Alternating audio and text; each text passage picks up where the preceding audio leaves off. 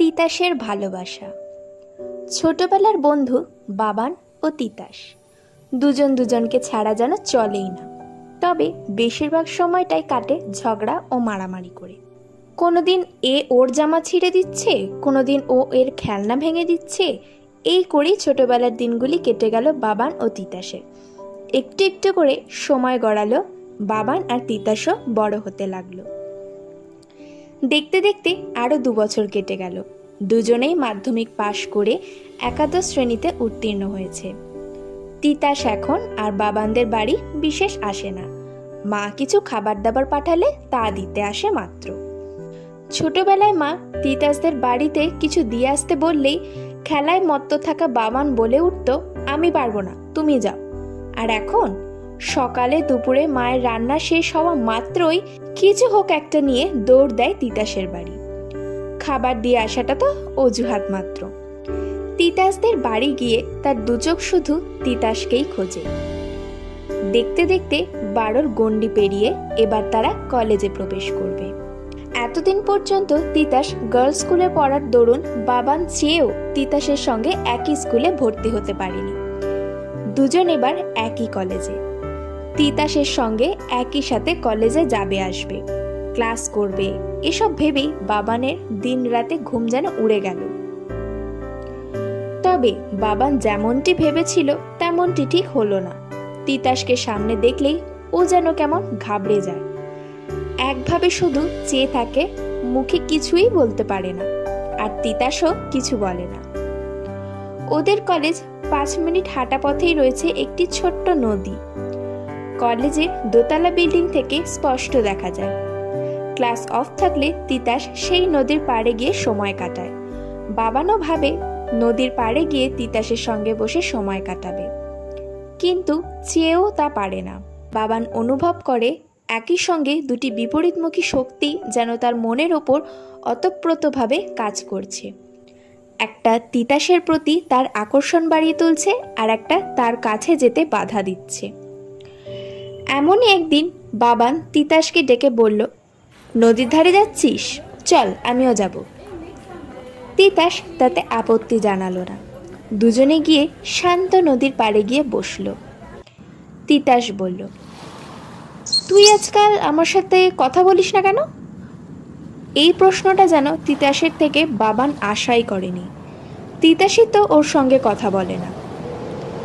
বাবান উত্তরে কিছু বলতে না পেরে তিতাসের দিকে চেয়েই রইল। তিতাস বলে চলল, তোদের বাড়িতে গেলেও তোর সঙ্গে দেখা পাই না, আর কলেজে যখনই দেখা হয় ক্যাবলার মতো তাকিয়ে থাকিস। বাবান কি বলবে বুঝতে না পেরে সে বলল, প্রতিদিন দেখি তুই এখানে এসে বসে থাকিস। তিতাস, প্রতিদিন? তুই কি করে জানলি? বাবান এবারও কিছু বলতে পারল না।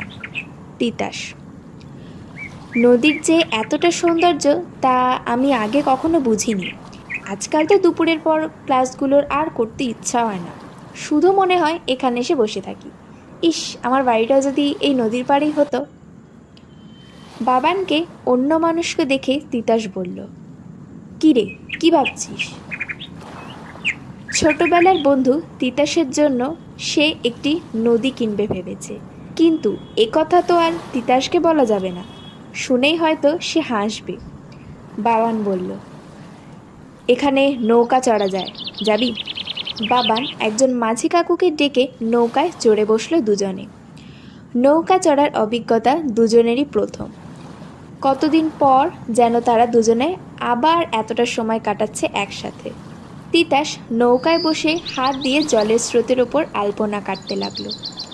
বাবান দুচোখ ভরে তিতাসকেই দেখতে লাগলো। কখন যে নৌকার একদম ধারে চলে এসেছে বাবান সে টেরও পায়নি। তিতাস দেখতে পেয়েই চিল্লে উঠল, বাবান সাবধান! বলতে না বলতেই বাবান নৌকার থেকে একদম জলে পড়ে সে রীতিমতো হাবুডুবু খেতে লাগলো। বাবান শুনতে পেল তিতাস প্রচণ্ড ভয় উদ্বিগ্নের স্বরে চলেছে, মাঝি কাকু, ও সাঁতার জানে না, ওকে বাঁচাও। ততক্ষণে অনেকটাই জল চলে গিয়েছে বাবানের পেটে। কত সময় কেটে গেছে জানি না। চোখ খুলতে বাবান দেখল সে নদীর পাড়ে। জ্ঞান ফিরতেই বাবানের চোখ যাকে খুঁজে বেড়ালো তাকে কোথাও দেখা গেল না। শুধু দেখলো নদীতে অনেক যেন জাল ফেলাফেলি করছে এবং অনেকেই সাঁতারে কি যেন খুঁজছে। কিছু বুঝে ওঠার আগেই মাঝি কাকু কান্না মেশানো ভাঙা গলায় বলে উঠল, পারলাম নে বাবু, দিদিমণিরে বাঁচাতে পারলাম না।